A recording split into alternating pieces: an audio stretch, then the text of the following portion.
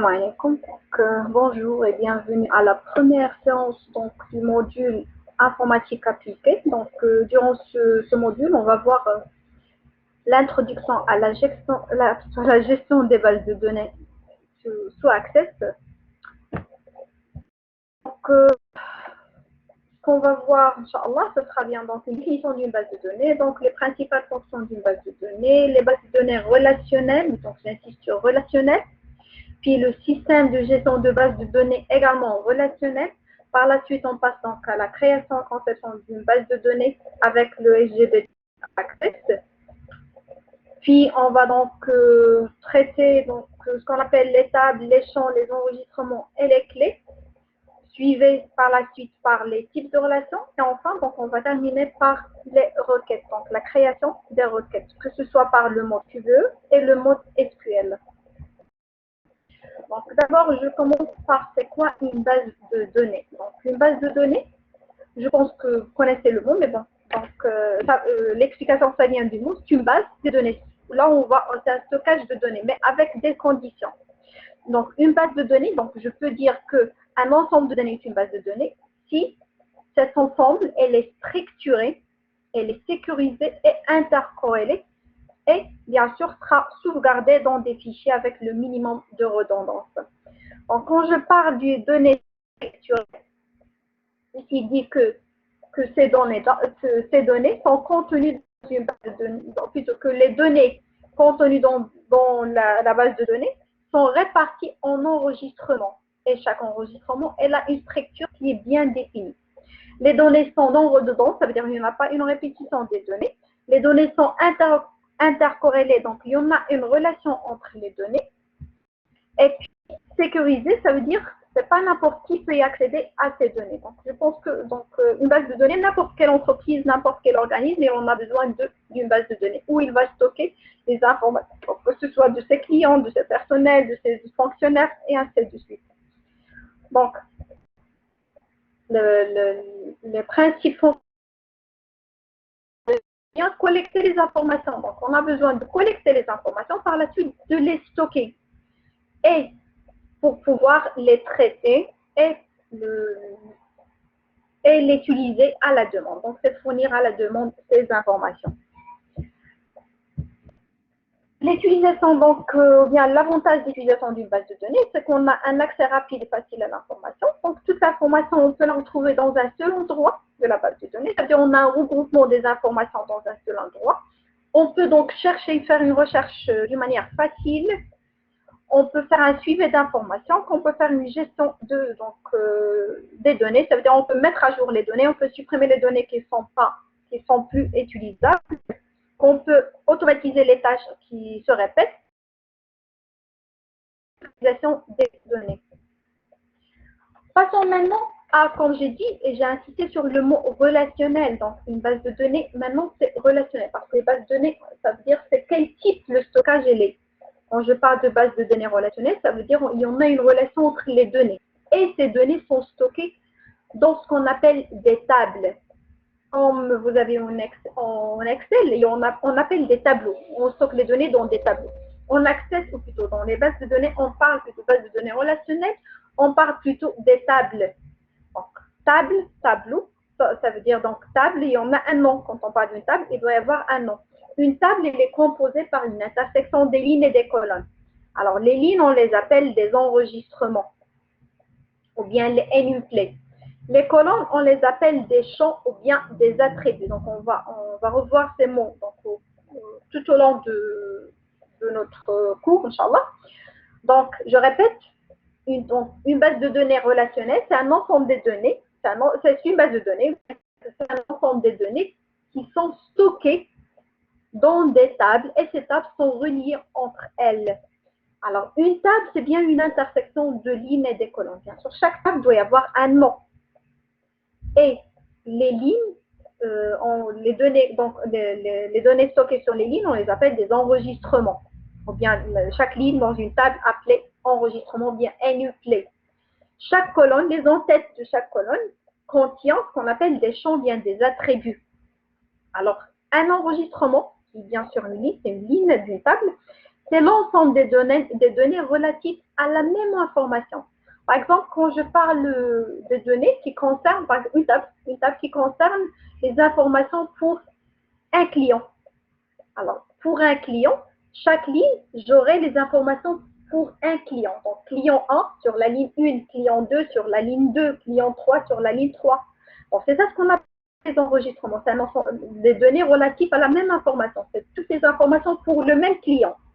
Qui va être par la suite, ça veut dire sur les colonnes, ça concerne le même client, client 1. Donc, la deuxième ligne, ça concerne le client 2, et ainsi de suite. C'est ça, donc, la ligne.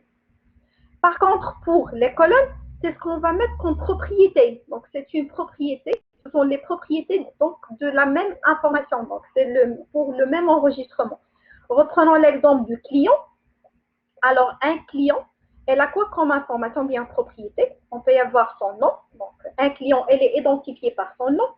C'est-à-dire, dans la première colonne, pour la même ligne client 1, elle a un nom. Elle a un prénom. Donc, dans la colonne 2, on aura le prénom.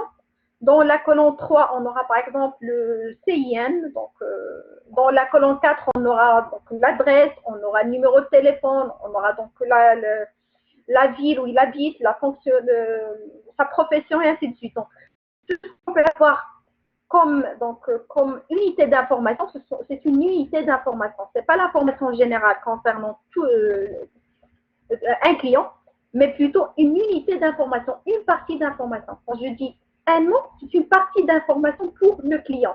Un client, c'est bien un enregistrement. Donc, pour le champ, chaque champ doit avoir un nom et un type de données. Alors, quand j'ai dit pour le nom, le champ, je vais l'intituler par nom, par exemple. Donc, un nom, le champ, elle est intitulée par nom. Donc, elle a un nom. Ce champ-là, ça porte le nom, nom. Ou bien, il porte le nom, prénom. Il porte le nom, ville. Et puis, type de données. Ça veut dire, dans cette colonne, qu'est-ce qu'on va remplir comme information? Elle est de quel type? C'est comme vous avez vu en Excel. Alors, en Excel, on a un ensemble de types de données. Quand on remplit pour une colonne, on peut avoir un type numérique, donc des données de type numérique, des données de type texte, des données de type monétaire, date, et ainsi de suite. C'est la même chose également pour les bases de données. Donc, dans une table, un champ, il doit y avoir un nom, et comme il doit y avoir un type de données. Bien sûr, chaque colonne doit y avoir le même type de données, parce qu'elle représente la même unité d'information pour le même enregistrement. Donc, ça, qui pour maintenant une base de données relationnelle. Et puis, donc, la notion de base de données relationnelle, c'est une base de données où les données sont stockées dans des tables, ou bien c'est un ensemble des données qui sont stockées, un ensemble des données structurées, un ensemble des données structurées, non redondantes, sécurisées, intercorrélées ou stockées dans des tables. Intercorrélées, ça veut dire que ça existe une relation, ou bien ces tables sont reliées entre elles. Chaque table doit contenir le même type d'informations. Comme j'ai dit, table client. Donc, je vais donc mettre toutes les informations concernant les clients. Je peux avoir, par exemple, une autre table qui concerne les produits. Donc, toutes les informations concernant le produit, je vais la mettre dans une autre table, et ainsi de suite. Donc, la structure maintenant d'une base de données relationnelle, donc c'est qu'on représente dans le schéma suivant. On a une base de données, et puis, donc, dans une base de données, on a un ensemble des tables, donc table 1, table 2, table 3, et ainsi de suite. Ces tables sont reliées entre elles. Enfin, il y en a un type de relation qu'on va voir juste après, Inch'Allah. Alors, et chaque table doit contenir des enregistrements. Donc, chaque table, il y en a des lignes. Sur chaque table, il y en a des lignes. Et chaque enregistrement, elle est répartie par des champs. Elle est répartie par une unité d'information. Donc, voilà la structure d'une BDR, d'une base de données relationnelle. Un exemple concret maintenant. Voilà une table. Donc, on a la table qui porte le nom commande. Donc là, c'est une base de données pour la gestion de commandes. Pour la gestion de commandes, on a besoin d'avoir quoi comme information? Gestion de commandes, on a donc des informations qui concernent les commandes. On a des informations qui concernent les clients. On a des informations qui concernent les produits. Ça veut dire qu'on va créer 3 tables. Quand vous pouvez la rassembler en plus de tables, si vous voulez plus de précision. Donc, plus de tables, ça veut dire plus de précision. Donc, pour la première table qu'on voit ici, donc la table porte le nom commande. Et puis, on a comme champ le numéro de commande, le code client, la date commande et la commande, est-ce qu'elle est réglée ou bien. Donc, est-ce que cette commande a été bien réglée ou pas encore. Pour numéro de commande, pour le champ numéro de commande, on a bien, donc c'est un champ qui est de type, donc sa donnée, elle est de type numérique, parce qu'il va prendre des valeurs numériques. C'est un numéro donc, de commande. Donc, 1, 2, 3, donc ce sont des numéros. Donc on va choisir type de données numérique. Je passe maintenant pour un autre champ, c'est un code client. Donc pour une commande, elle est identifiée par quoi? Par un numéro, son numéro, et également par des informations sur le client qui a passé la commande. Donc, pour le moment, donc, on va se contenter d'avoir un code. Ce code, il représente toutes les informations concernant les codes. On arrivera juste après pour comprendre ces codes. Pourquoi on a mis juste code client. Donc là, code client, puis donc les types de données mises dans la colonne code client. Bien pour le champ code client, c'est du type texte, un mélange de texte et numérique de type texte alors. Puis la date où la commande a été passée. Donc là, c'est type date. Par la suite, il y en a commande réglée. On a donc saisi soit oui, soit non. Ça veut dire qu'on a juste un bouton de oui, non. Un choix de oui ou bien non. Un type de données oui, non. La table client, donc là on a le code client pour la table client. Avant de passer à la table client, chaque ligne, donc là, chaque ligne représente une commande. Chaque ligne représente une commande. Et une commande, elle est identifiée par son numéro, le code de client qui a passé la commande, la date où elle était passée la commande. Et puis, est-ce que cette commande a été réglée ou non? Donc, chaque ligne, c'est bien une commande. C'est pour ça qu'on a dit, donc c'est un enregistrement. C'est une information complète. Par contre, numéro de commande, code client, c'est bien l'unité, une partie de l'information. C'est la même chose ici pour la table client. Donc, on a le nom de la table, c'est bien client. Et puis, les champs, c'est code client, le nom, le prénom, la ville, le téléphone. Et également, donc, chaque ligne représente un client. Chaque ligne, c'est bien un client. Un enregistrement, c'est un client. Un enregistrement, un client. Un champ, c'est les propriétés d'un client. C'est comment elle est identifiée. C'est l'unité d'information sur le client. La même chose pour le produit. Elle est identifiée par la référence, puis la désignation, un prix unitaire qu'elle est de type monétaire, et puis la TVA également, elle est de type monétaire. Donc, j'ai expliqué ceci, donc je peux le réexpliquer par la suite. Donc, encore une fois, on a le nom de la table, comme j'ai posé pour, j'ai expliqué là, et on a le nom de la table. Donc voilà, donc, on a le nom de la table, puis on a les champs qui étaient en tête de chaque colonne, ce sont bien les champs, champ 1, champ 2, champ 3, ainsi de suite. Et chaque ligne, ce sont des valeurs pour chaque champ, valeurs de chaque enregistrement. Donc l'enregistrement 1, donc plutôt ça c'est le premier enregistrement et non pas l'enregistrement 2. Donc c'est le premier enregistrement, ça contient donc V1, V1 de valeur 1, valeur, donc si on prend ça en tant que matrice, donc valeur la ligne 1, colonne 1, la ligne 1, colonne 2 et ainsi de suite. Une autre présentation ou bien représentation, ou bien syntaxe, une notation d'une table, alors on l'écrit souvent par le nom de la table. Donc, une table, elle est identifiée par son nom. Puis, entre parenthèses, vous ajoutez les champs séparés par les virgules. Donc, par exemple, pour la table client, on aura ici client, parenthèse, et puis nom, virgule, prénom, virgule, on a encore ville, virgule, téléphone, et on ferme la parenthèse. Donc, la même chose ici, donc pour le numéro de commande, donc j'ai déjà expliqué. Je passe donc avant de passer tout, donc je vous donne des remarques pour la création d'une table, la création des tables dans une base de données. Alors, pour la même base de données, deux tables ne doivent pas avoir le même nom, ne doivent pas porter le même nom. Donc, on doit faire une différence. La table est identifiée par ce nom. Alors, comment on va faire la différence? C'est pour ça, dans la même base de données, deux tables ne doivent pas avoir le même nom. Également, dans la même table, deux champs ne doivent pas avoir le même nom. Par contre, le même nom du champ ou bien le même champ peut être représenté dans plusieurs tables, comme on a vu ici, dans l'exemple précédent. Qu'est-ce qu'on a donc? Ça, c'est le code client. C'est un champ code client avec ses valeurs. Elle est présente dans la table client comme elle est présente dans la table commande. Alors, c'est le même champ, elle est représentée dans plusieurs tables. Mais je ne peux pas voir ici code client et également là, au lieu de mettre numéro de commande, par exemple, je donne le nom code client. Donc, le même nom doit être doit afficher une seule fois pour la même. Donc, pour la conception maintenant d'une base de données, on passe par les étapes suivantes. Donc, il faut définir un cahier de charge qui contient les règles de gestion. Ça, c'est très, très important. C'est bien, il faut y avoir les règles de gestion. Les règles de gestion, ça veut dire on va se baser sur quelles. Donc, selon les informations, on va faire la création de nos tables. Quelles sont les informations fournies qui va nous aider à créer notre table. Et bien sûr, donc, il faut passer par la modélisation et par la suite l'implémentation, ou bien l'implantation physique dans un système d'information. Donc, pour passer directement pour la conception d'une base de données normale, donc on a des règles de gestion et puis on passe par la création des tables. Pour le modèle conceptuel de données et puis le modèle physique de données, donc on ne va pas le faire. Donc, ce qui est à retenir, c'est toujours, il faut avoir des règles de gestion et par la suite, vous passez à la création de votre base de données, la création de vos tables dans votre base de données. Donc, une autre notion de plus, en plus de table, on a dit donc jusqu'à maintenant, base de données relationnelle, BDR, et puis on a parlé de la notion table, puis enregistrement. Ensuite, on a donc la notion champ.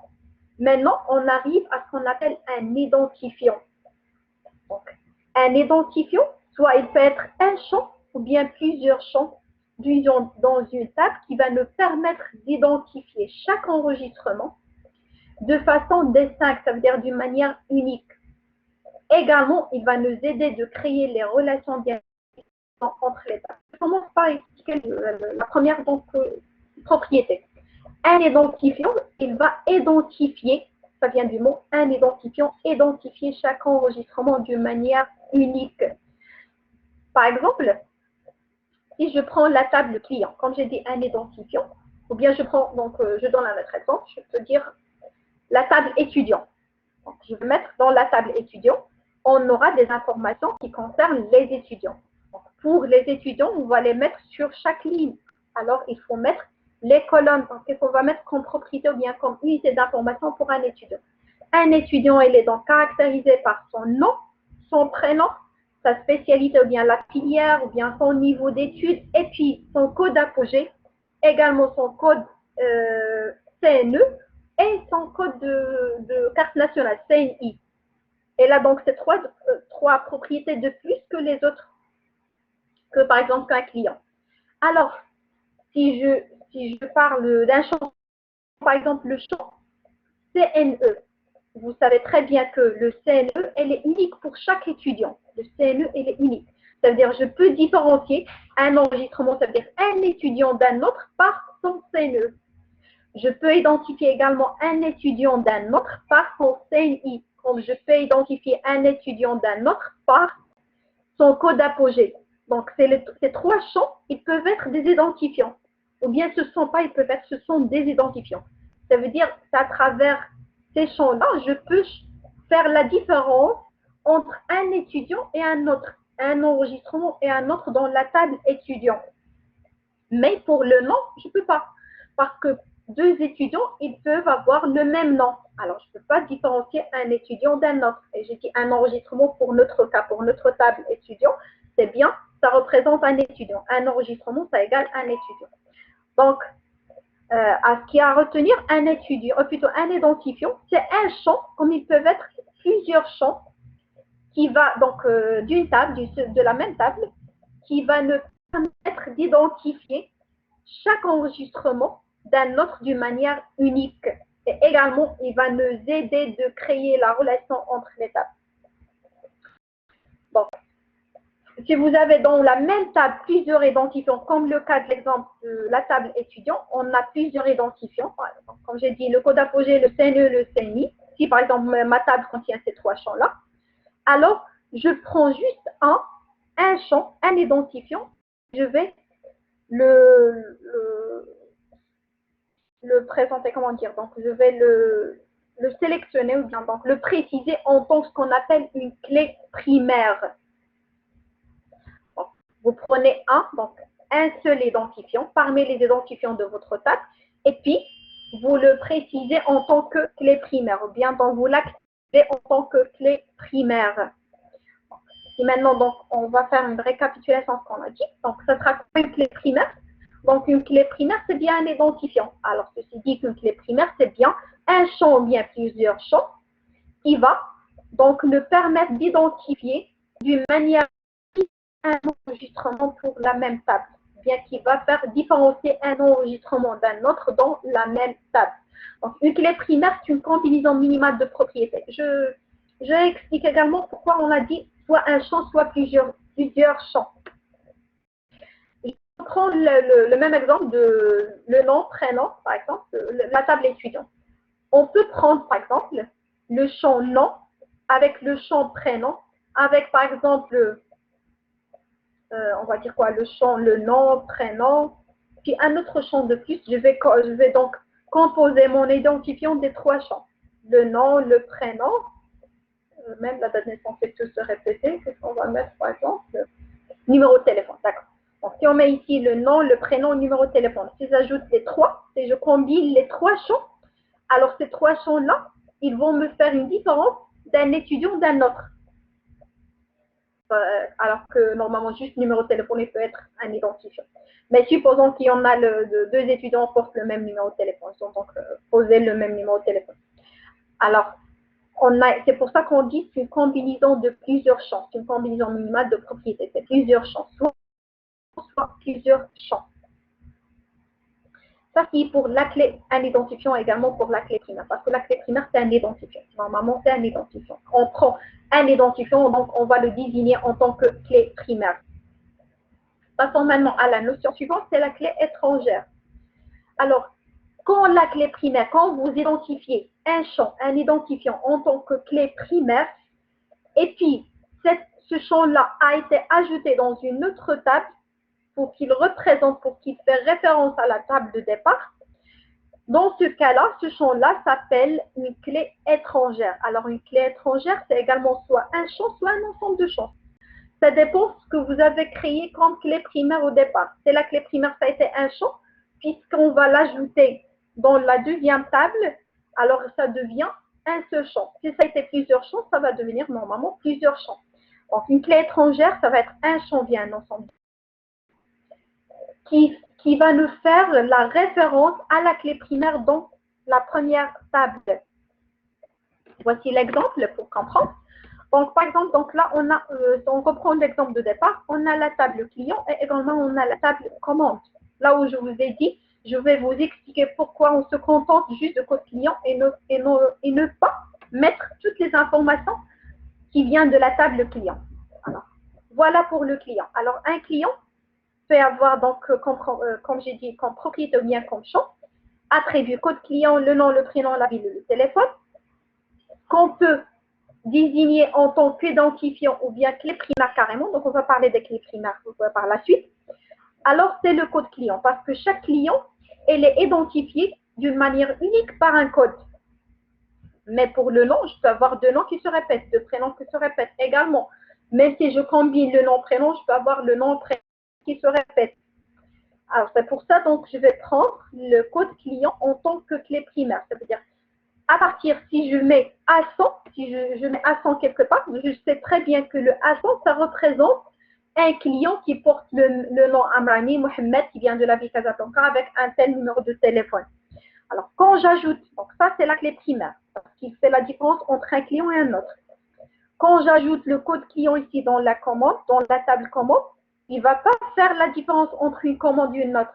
Parce que donc, une commande, il peut être normalement fait, il peut être fait par le même client, comme le cas ici. Numéro de commande 1 et numéro de commande 2 a été donc passé par le client dans le code A100 et le même client, donc le code A100. Alors, donc, dans ce cas-là, puisque cette clé a été migrée ici, a été ajoutée dans la deuxième table, donc dans la première table, c'est la clé primaire. Là, on l'a ajoutée dans la table, ça devient une clé étrangère. Elle sert de référence. Pourquoi je dis de référence? Parce que quand je mis A100, alors que j'ai déjà une relation entre ces deux champs-là, je sais très bien A100 à partir de la table client que ce A100-là, elle porte le tel nom, tel prénom et telle ville, et ainsi de suite. Donc, je n'en ai pas besoin d'ajouter toutes les colonnes de clients dans la table commande. Pas besoin de mettre numéro de commande, puis nom client, prénom client, ville, téléphone. Ça suffit de mettre juste le code parce que c'est juste celui qui va donc me faire la différence entre un client et un autre. C'est pour ça que je dis, elle fait référence. Donc, il réfère le champ, la clé primaire de la table, de la première table. Donc, ça qui est pour la clé primaire et la clé étrangère. Donc, je vous donne un exemple maintenant pour la clé primaire. C'est pour un citoyen, non, pour un citoyen marocain. Donc, on a la clé. Un citoyen peut être identifié juste par son CIN. Donc, c'est à travers le CIN, pas besoin qu'on vous. Donc, maintenant, quand on cherche dans toutes les cartes, permis de voiture, ou bien donc n'importe quelle carte, on a le CIN qui est ajouté. Même en l'acte de naissance, donc des informations, vous fournissez le CIN et à partir du CIN, il peut y avoir toutes les informations donc, dans la base de données qui vous concernent. Pas besoin de vous donner le nom, le prénom, l'adresse et tout. Donc, c'est juste le CIN, ça suffit pour représenter ou bien pour savoir toutes les informations sur un citoyen. Donc, ça, qui est pour la clé primaire.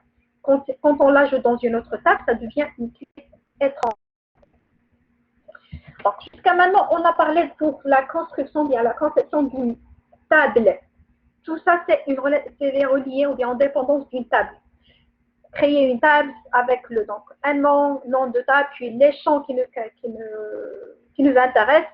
Par la suite, donc, identifier quel champ va être une clé primaire, quels sont bien les champs qui vont donc être activés comme clé primaire. Donc, les ajouter pour la clé étrangère, une fois que vous ajoutez le même nom du champ, donc ça veut dire que c'est automatiquement une clé étrangère. Donc, il va être reconnu en tant que clé étrangère une fois on va ajouter un trait de liaison, une relation. Passons maintenant pour comment on peut traiter, comment on peut gérer, comment on peut créer. Donc là, cette table, comment on peut créer cette table, comment on peut introduire ou bien sauvegarder des informations dans les tables, relier les tables. Donc là, on a besoin d'un outil, un ensemble de programmes qu'on appelle un système de gestion de base de données ou bien un SGBD.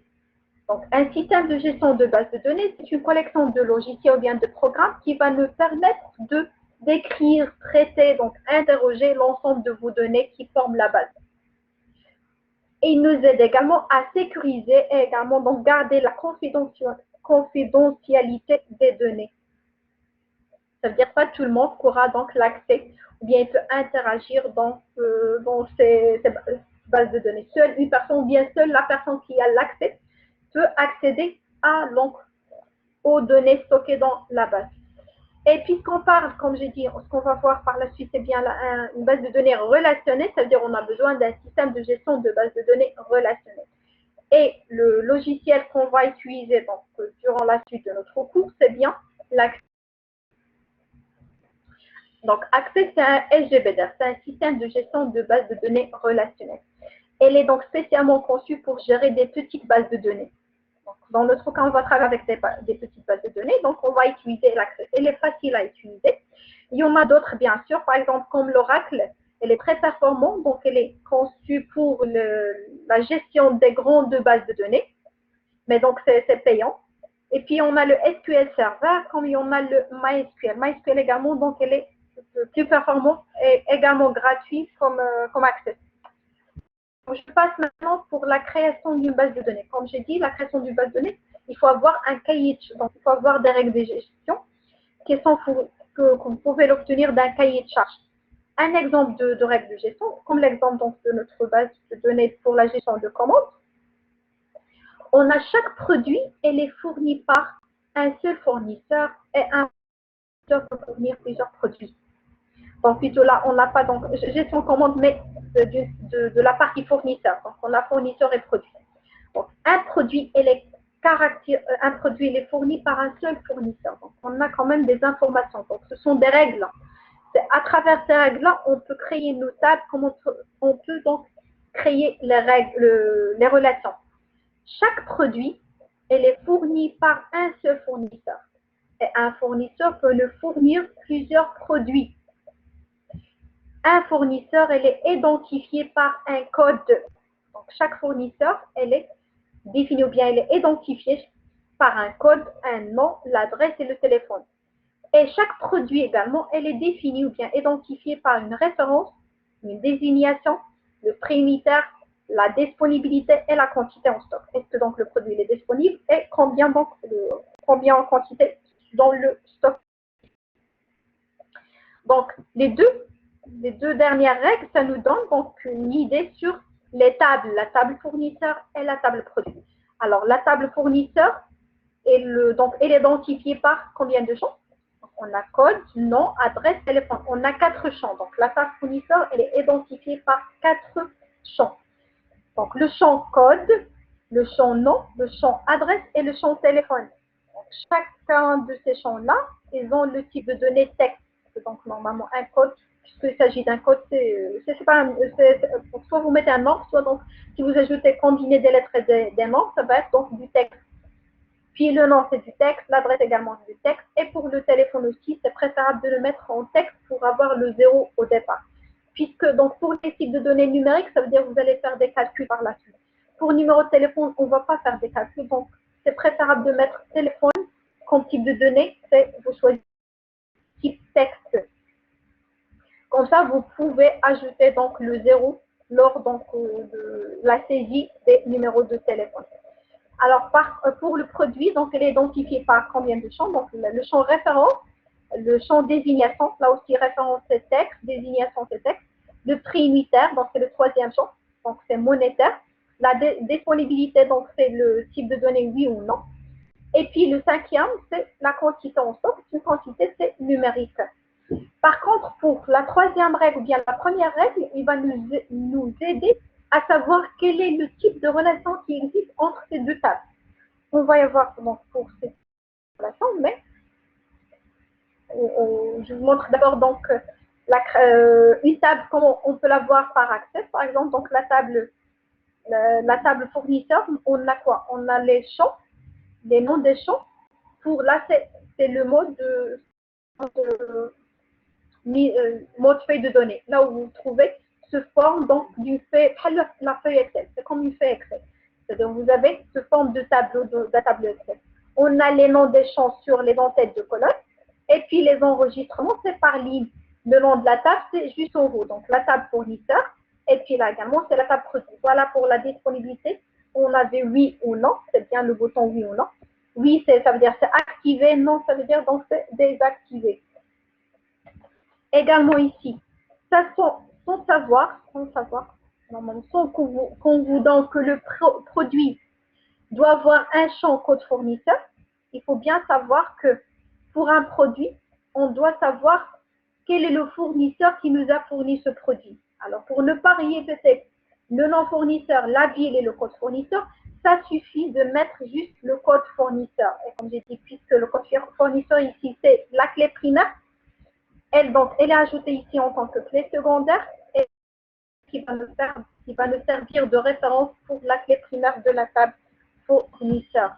Donc maintenant, je vous montre comment créer une base de données donc, par Access. Donc moi, j'ai la version 2016, mais c'est pareil. Donc, à partir donc, de 2007 ou bien 2010, les versions sont presque les mêmes.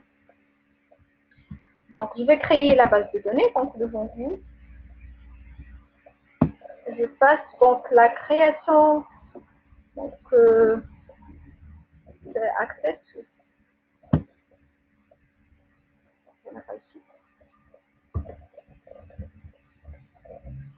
Voilà, Microsoft.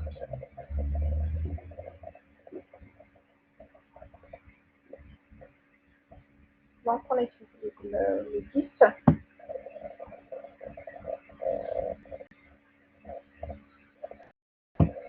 Alors, on utilise le 16.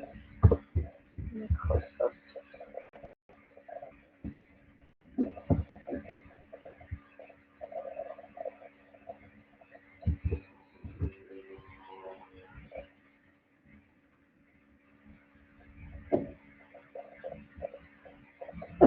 Bon, alors j'attends que ça se prépare. J'ai la version 16. Je n'ai pas encore activé.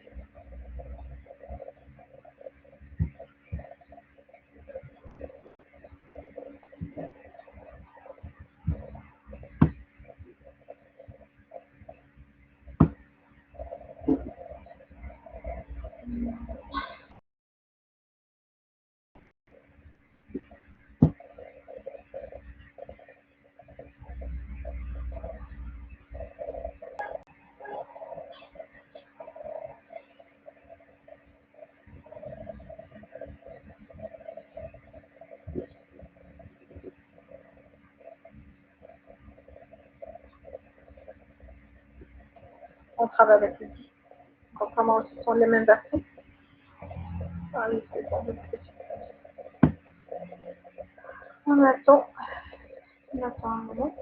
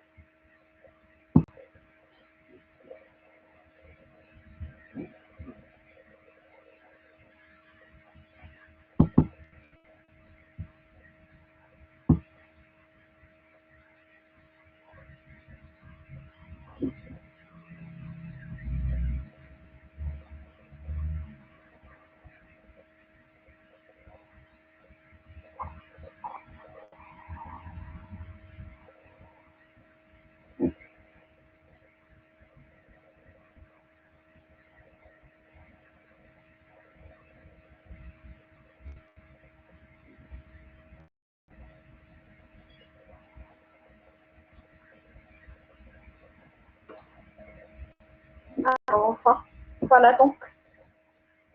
De toute façon, pour vous, vous allez directement dans vous allez trouver ici. Donc, Microsoft, ça dépend de la version que vous avez.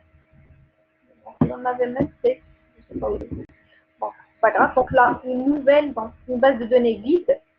Voilà. Vous sélectionnez base de données vide. Et puis, vous cherchez l'emplacement où vous allez la mettre. Donc, je vais la mettre.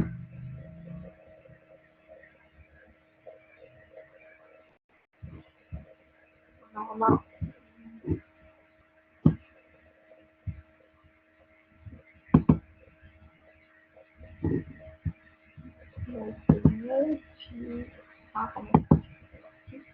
Bon, je vais nommer la table, plutôt la base de données. Alors, la base de données, je répète, ça veut dire on va créer plusieurs tables dans cette base qu'on va la nommer maintenant.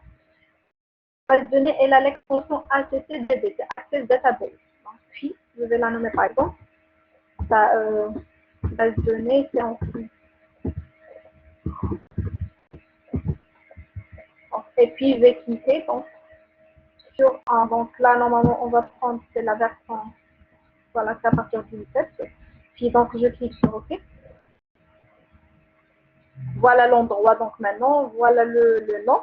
Et par la suite, vous cliquez sur Créer. Ce que vous voyez ici, ce sont des modèles qui sont déjà conçus. Vous pouvez les utiliser, donc les changer selon vos besoins. Donc là, on va créer une base de données qui est encore vide. Donc là, je crée. Donc, je vais fermer. Pour que je commence à zéro, je ferme le tout. Donc, j'ai plus rien maintenant.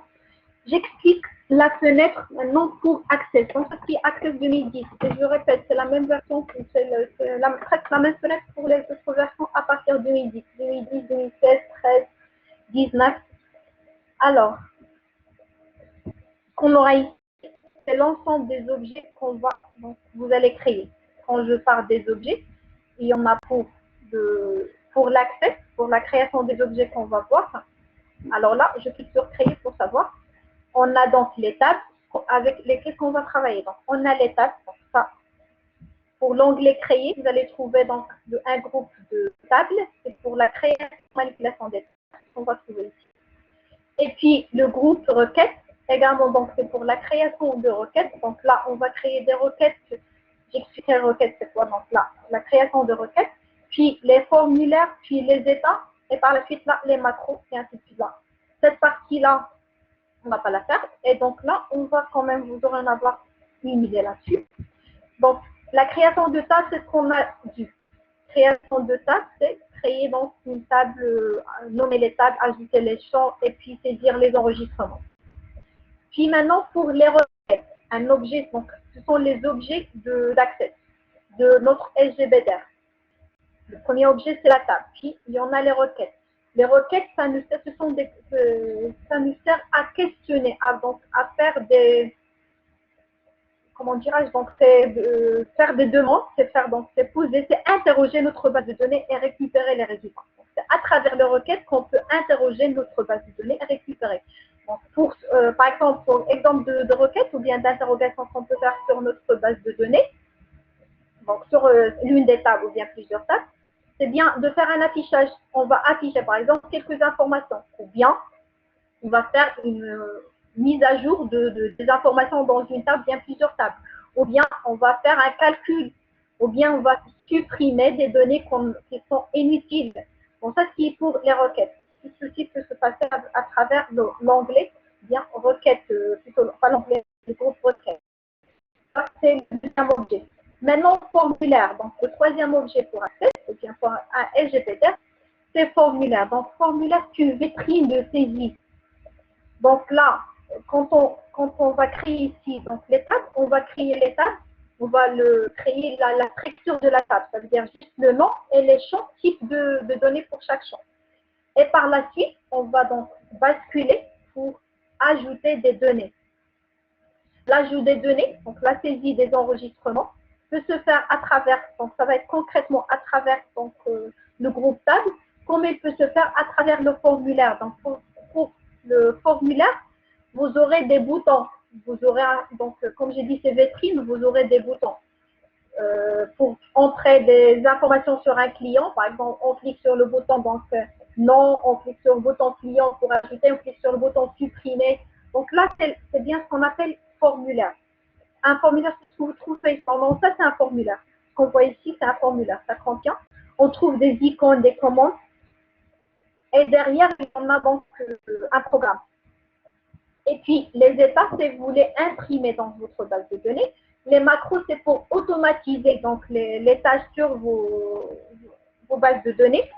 Nous, on ne va pas travailler sur les macros. Donc, les macros automatisés, donc là, d'une manière, on les utilise pour les macros, c'est en utilisant donc d'une manière d'un enregistrement direct. Et puis, soit par un codage, donc un langage de programmation, c'est le VBA. VB compris sur les applications de Microsoft Office. Donc, je commence par la création de la première table. Voyons voir qu'est-ce qu'on a. La première table. Donc, voilà, j'ai expliqué maintenant les composants SGBD Access. Donc, je vais parler des tables, les formulaires, les états et les requêtes. Oui, et on a également donc les pages.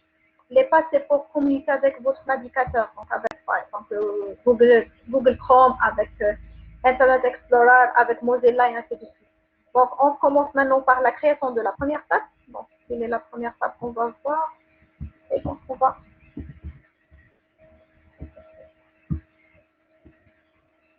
créer la table.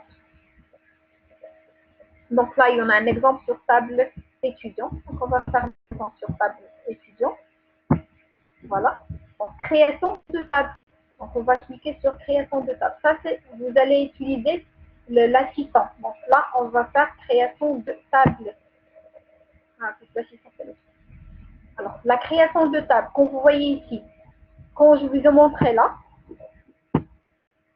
la table, quand je dis une table, quand je parle d'une table, voilà la structure. Ça contient les champs, ce sont bien les en-têtes de chaque colonne, et puis le nom juste au haut. Par contre, maintenant, quand j'ai cliqué sur la création de table, alors là, on va ajouter le nom de la table, et puis là, les noms des champs, on va les insérer par ligne. Supposons on va créer le nom de table étudiant, donc je mettrai ici, par exemple, CNE, le nom du premier champ. Type de données, donc pour le CNE, je pense du texte. Donc je garde, voici les types de données, je vais les expliquer. Donc je commence par texte. Et puis là, la description, parce que là, quand vous mettez une abréviation, vous pouvez mettre, c'est le code national d'études. C'est le CNE, c'est le code national, je pense, de l'étudiant. Donc là, je peux mettre code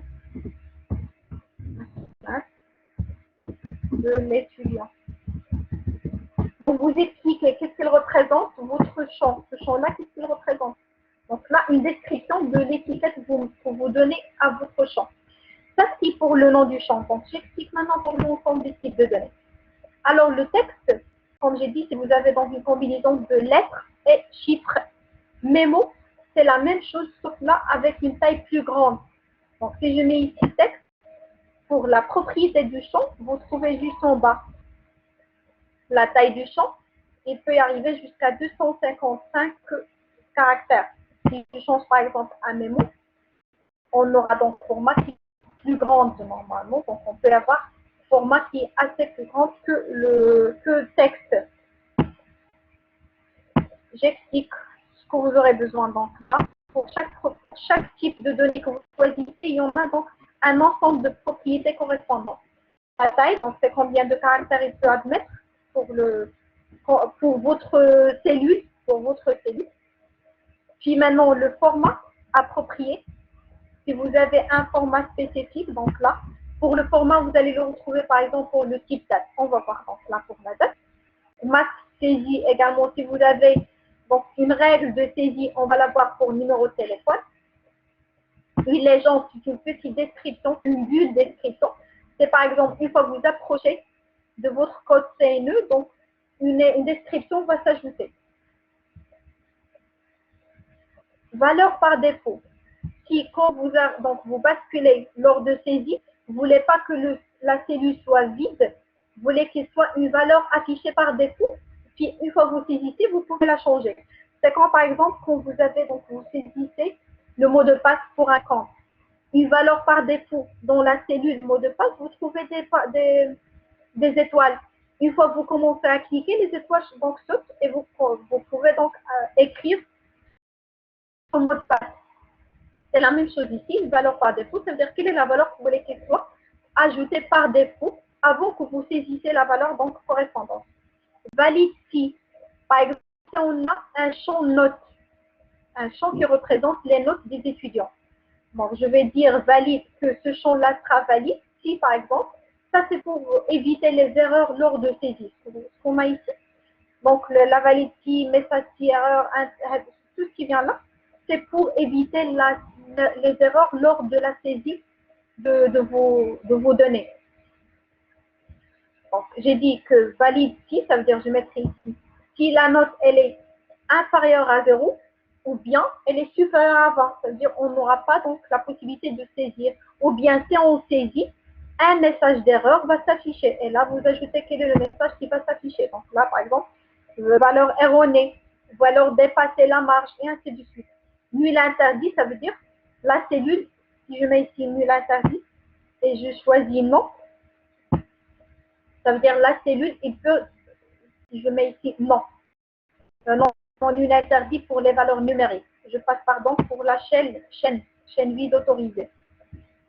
Chaîne vide autorisée parce que là on a de type texte, ça veut dire on a des chaînes de caractères, un ensemble de caractères. C'est ce qui nous intéresse, c'est bien là. Alors chaîne vide autorisée et je mets oui. Lors de saisie, c'est par exemple, dans un champ, je ne vais pas ajouter une valeur, il ne va pas mettre une erreur parce que j'autorise le vide. J'autorise une cellule vide. Je parle maintenant de cellules qui ne doivent pas être une clé primaire. Je continue. Donc, on a le code CNE, on a quoi encore? On a le nom, également ces textes, on a le prénom, on a par exemple date de naissance.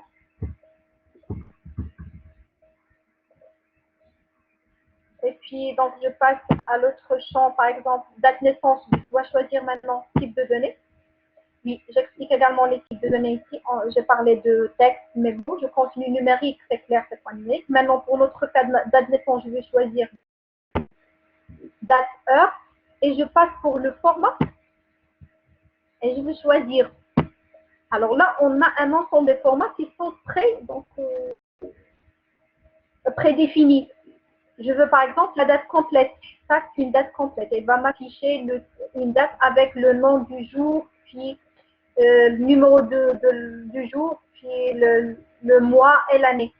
Ou bien une date réduite, ou bien une date abrégée. Ou bien là également, vous pouvez avoir, je peux choisir type date heure et je choisis le type, c'est bien l'heure. Par exemple, si on a un champ qui représente l'heure de décollage d'un avion ou bien l'heure d'atterrissage. On a besoin de date comme on a besoin également de l'heure. Alors là, on choisit heure. Et puis, quand on va saisir, on va saisir juste l'heure, le type d'heure, et non pas la date. Alors là, je vais mettre par exemple date abrégée. Et puis, donc, les autres, on n'a pas besoin. Donc là, rien mettre. Là, donc, est-ce qu'on a encore date de naissance? Par exemple, je mettrai ici photo. Et puis, pour la photo, je vais choisir, alors pour type de données, donc là, je vais choisir un objet OLE ou bien la pièce jointe. La différence entre les deux, que la pièce jointe, vous devez en avoir la pièce ajoutée, donc il va être ajouté quand vous déplacez votre base de données, vous n'aurez plus la pièce jointe. Mais vous, quand vous choisissez l'objet OLE, ça veut dire donc quand vous déplacez donc vous recopiez ou bien donc vous déplacez votre base de données dans un autre PC, toutes les informations, toutes les pièces vont être ajoutées automatiquement. Donc là, donc, pour le moment, je mettrai objet OLE. Et puis, donc là, je mettrai ce qu'on a encore.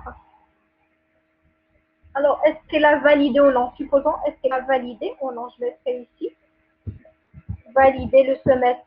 Alors, soit oui, soit non. Alors là, on va choisir le type maintenant, oui ou non. C'est coché ou bien décoché. Donc, ça, c'est pour les descriptions, vous pouvez ajouter ici.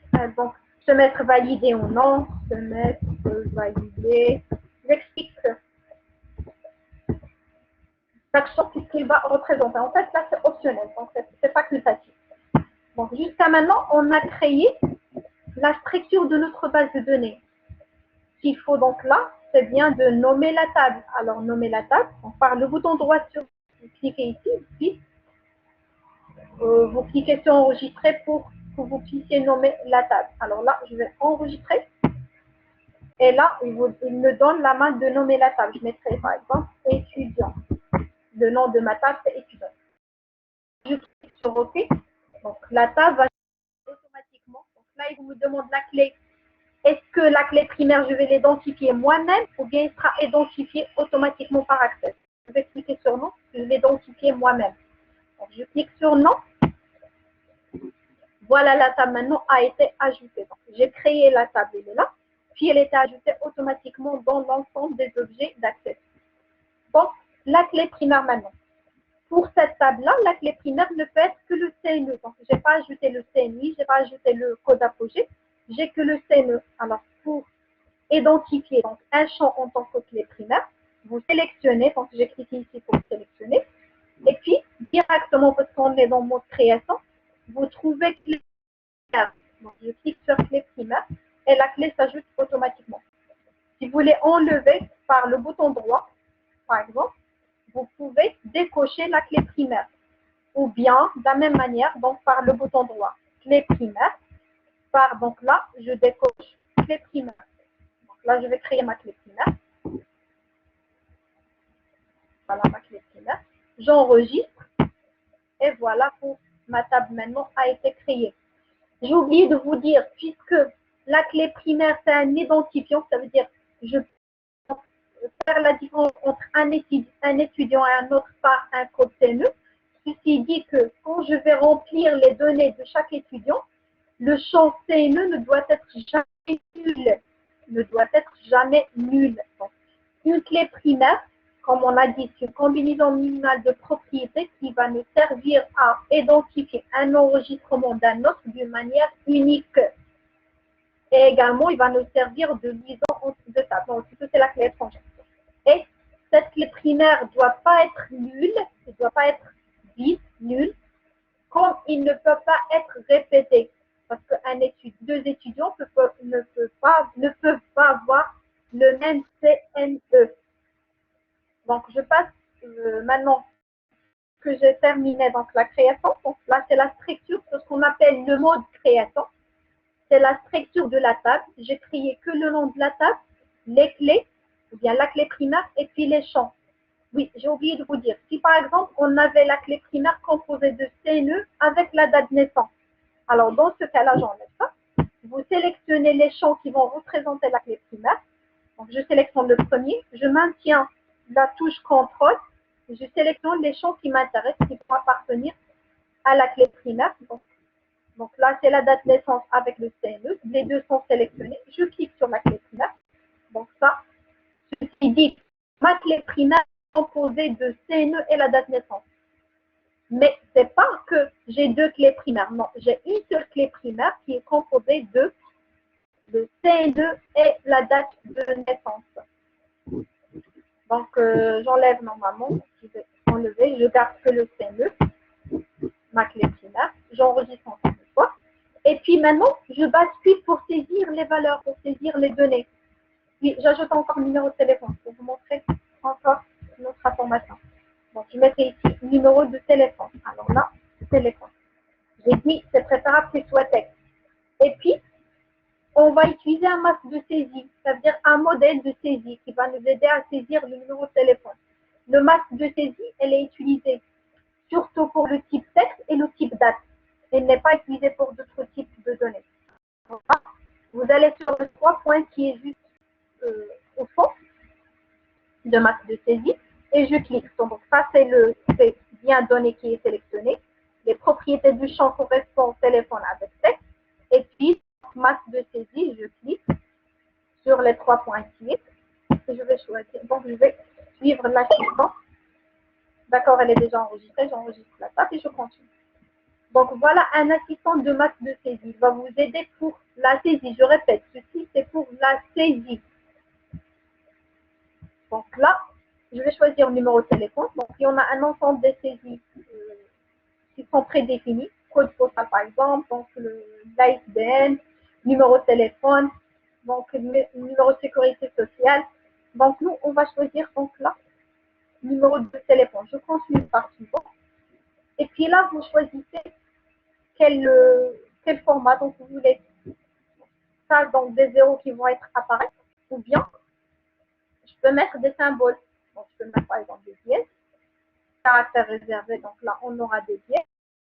Et puis, après, suivant.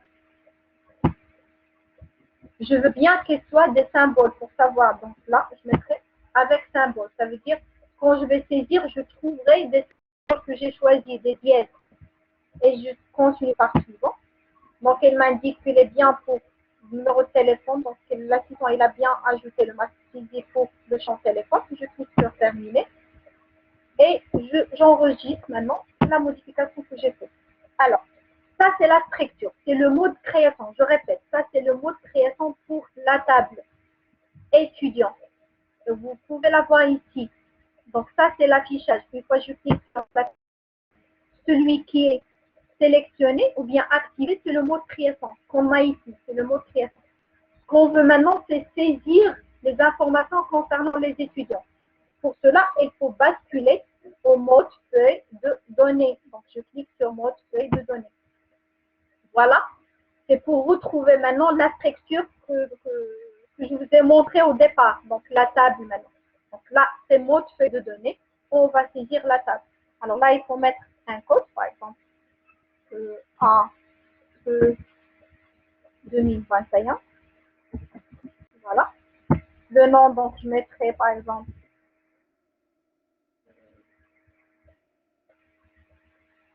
voilà, Charafi. Alors, le prénom, par exemple, c'est Sarah. Alors, une date de naissance, donc il vous donne donc l'accès pour rajouter, ou bien vous pouvez écrire.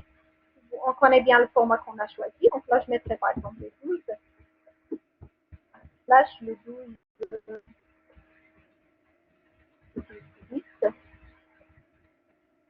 Donc, là, c'est 2000, par exemple. Je valide par entrée. Donc, photo. Donc là, je dois insérer la photo après. J'ai passé donc. Il ne va pas me laisser si je ne remplis pas le code. Alors là, je dois mettre un code, n'importe quel code, pour que je puisse passer. Donc là, je vais mettre par exemple, elle a validé. Maintenant, pour le numéro de téléphone, une fois que je clique, donc là, ça m'aide pour la saisie. Donc là, je peux mettre directement 06 62. Alors là, ça me facilite la saisie. Et donc, je passe à la deuxième ligne et ainsi de suite. Une fois, je répète par exemple le même code. Donc là, il faut regarder vite, puisque la ligne elle est remplie. Alors là, je mettrai 1, ça c'est quoi 1, 2, 2021.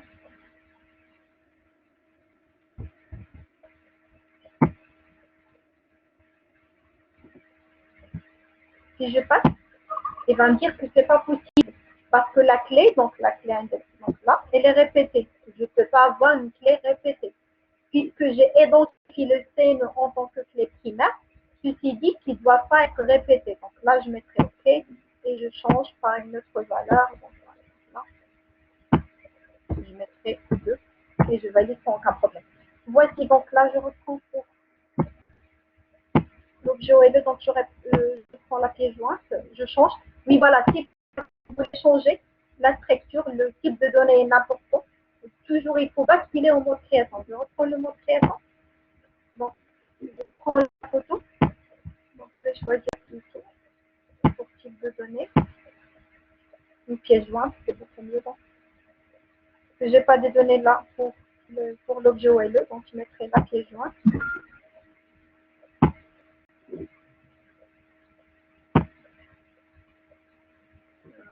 Pour le lien hypertexte, ça veut dire donc vous allez ajouter un lien. Vous savez c'est quoi un lien. Également pour numéro automatique, quand vous choisissez un champ avec numéro automatique et vous ne donne pas la main, il va s'incrémenter automatiquement. Utilisez souvent ce type de données pour éviter l'erreur pour la clé primaire. Alors là, la clé primaire, on choisit, si ce n'est pas bien précis des valeurs, on met donc un numéro automatique. Comme ça, on est sûr de passer que la valeur va s'incrémenter automatiquement en passant d'un enregistrement à un autre. Et puis, encore, qu'est-ce qu'on a encore? Donc là, assistant liste de choix. Je passe pour l'assistant liste de choix. Mais je reprends là la pièce jointe. Et puis, je peux ajouter un champ dans le D'accord. Donc, je vais enlever la petite je l'ajoute pas. Alors là, c'est supprimer les listes par le bouton droit. Donc, vous pouvez supprimer. Insérer donc photo. Si vous voulez insérer donc là, vous pouvez mettre par le bouton droit. Donc, insérer des listes. Moi, donc, je vais mettre à la fin. Donc, c'est ici. Je mettrai plutôt type pièce jointe. Donc, j'enregistre. Et également, je mettrai ville. Ou bien là, c'est pas ville, je mettrai filière. Voilà, filière. Pour filière, on va choisir assistant du choix. Comme ça, donc, on va faire tous les types de données. Alors, filière, assistant liste de choix. Comme j'ai dit, on sait très bien les choix au préalable. On sait très bien que la filière, donc, dans notre faculté, il n'y en a que 3 filières. On a soit dans économie, gestion, soit droit plus. Donc là, je taperai les valeurs souhaitées. Si vous avez des valeurs qui sont dans un autre champ, vous pouvez utiliser. Sinon, si vous allez taper les valeurs dorénavant, donc c'est une liste, on va les taper, on va mettre suivant. Les valeurs qu'on a, comme j'ai dit, je mettrai écho, slash gestion. Puis, on a une seule colonne, donc je mettrai ici, par exemple, droit public. Et puis là, donc, on va avoir une différence. Public. Et là, je mettrai droit privé. La droit arabe, droit français. Je mettrai arabe français. A. Et puis là, droit français. Je continue par suivant. Ceci, ça concerne bien filière. Et par la suite, je mettrai terminé. J'enregistre. Je bascule pour le mode feuille de données pour saisir. Je fais déjà enregistrer. D'accord. Alors maintenant, pour la photo.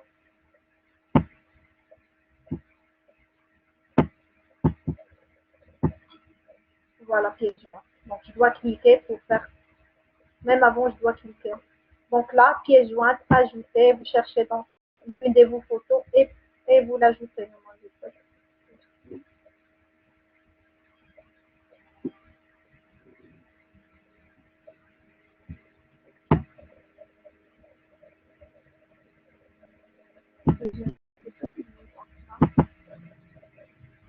Par exemple, je mettrai comme ça. Donc voilà. Maintenant, pour les villes, la filière. Alors, une fois que vous cliquez sur la filière, vous aurez une liste de choix. Donc là, ça vous aide lors de votre saisie. Donc là, par exemple, celui-là, c'est bien économie et gestion. Puis, une fois que vous passez, pas besoin d'enregistrer. Pour les enregistrements, pour les lignes ou bien les enregistrements, ils s'enregistrent automatiquement. Mais bon, pour éviter, enregistrer, ainsi de suite. Donc là aussi. Là, j'ai pas mis la chaîne vide autorisée, j'ai pas choisi non. Si je mets non, ça veut dire que je ne peux pas avoir un champ là vide, celui-là est vide, celui-là est vide. Je dois les remplir. Mais puisque j'ai gardé pour les propriétés de champ que la chaîne vide, elle est autorisée, j'ai gardé oui, alors là, j'aurai aucun problème là-dessus de laisser les cellules ici vides. Donc, voici maintenant pour la création d'une table. Vous créez une deuxième table de la même manière, créer, puis création de table. Et puis, vous passez, donc, vous répétez la même structure. Et une fois donc vous fermez, enregistrer sera ajouté automatiquement dans cette zone-là. Donc, on continue pour voir ce qu'on a encore de plus. Là, c'est la création de basculer. Donc, le code CME, la clé primaire. Donc là, voilà donc l'objet OLE. Donc là, c'est déjà marqué. Ce sont bien les données qui peuvent être des documents Microsoft Word, donc Excel, des images, des sons, c'est une pièce jointe. Sauf que vous pouvez en avoir, comme j'ai dit, qui peut être à peu porté, donc n'importe où vous portez votre base de données. Alors la taille, donc format, marque de saisie, donc je vais vous montrer maintenant l'affichage. Voilà les deux types mode de création, donc j'ai déjà montré. Ça, ce qui est pour mode création. Et celui-là, c'est le mode affichage ou bien le mode feuille de données. Donc là, c'est bien le mode feuille de données. Et enfin, donc, le mode affichage, c'est bien mode feuille de données. Ça, ce symbole-là, c'est création. Et celui-là, le mode d'affichage choisi, c'est bien le mode feuille de données. Ah, et maintenant, relations, donc je suppose, donc je laisse les relations pour la séance prochaine, Inch'Allah. Donc voilà, j'arrête pour cette séance.